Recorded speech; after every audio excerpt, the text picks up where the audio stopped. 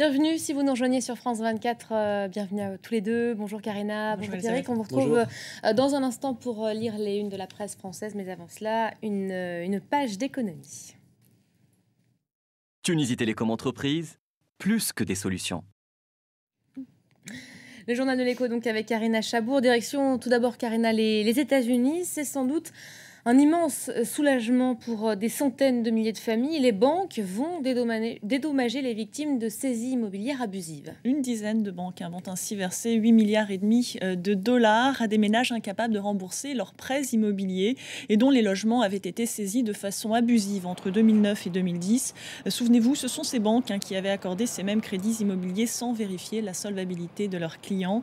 Et puis autre chiffre impressionnant, Bank of America va verser 10 milliards de dollars à Fannie Mae. Le géant américain du crédit immobilier estime avoir été trompé sur la qualité des prêts immobiliers qu'elle a rachetés à la banque. L'accumulation de ces créances douteuses dans les banques et les établissements de crédit avait entraîné la crise des subprimes en 2008. Et toujours dans le secteur financier, les valeurs bancaires étaient à la fête hier sur les marchés. Poussées à la hausse par le report d'une réforme sur leur niveau de liquidité, les critères dits de Bâle III sont assouplis et reportés à 2019 contre 2015 auparavant.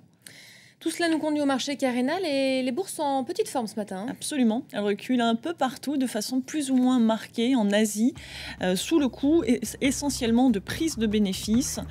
Et puis ce lundi, Wall Street a aussi cédé du terrain après la forte hausse de la semaine dernière. Et alors que l'ouverture aujourd'hui de la saison des publications des résultats trimestriels incite à la prudence, ce mardi, comme à chaque fois, c'est Alcoa qui ouvrira le bal après la clôture de Wall Street. Et les investisseurs ne se font guère d'illusions. Les 3 derniers mois de 2012 ont été plombés par les craintes liées au mur budgétaire qui a freiné la consommation et l'investissement aux États-Unis.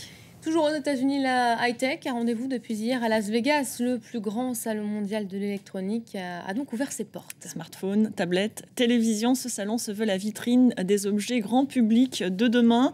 Les technologies révolutionnaires y côtoient des gadgets complètement inutiles. Alors parmi les nouveautés cette année, les écrans Ultra HD qui ont une définition 4 fois meilleure que la HD, des ordinateurs contrôlés par un simple regard et encore plus étonnant, des télévisions à reconnaissance faciale. Elles vous reconnaissent et vous propose vos programmes préférés. Alors tout le pari est de savoir quel produit marchera face à la crise et un univers ultra concurrentiel. Pour les analystes, le résultat est cruel. Seul un produit sur 2 survivra. Merci beaucoup Karina, c'était le journal de l'économie. Tunisie Télécom Entreprise, plus que des solutions. On jette à présent un œil aux unes de la presse française. C'est un peu le thème du moment.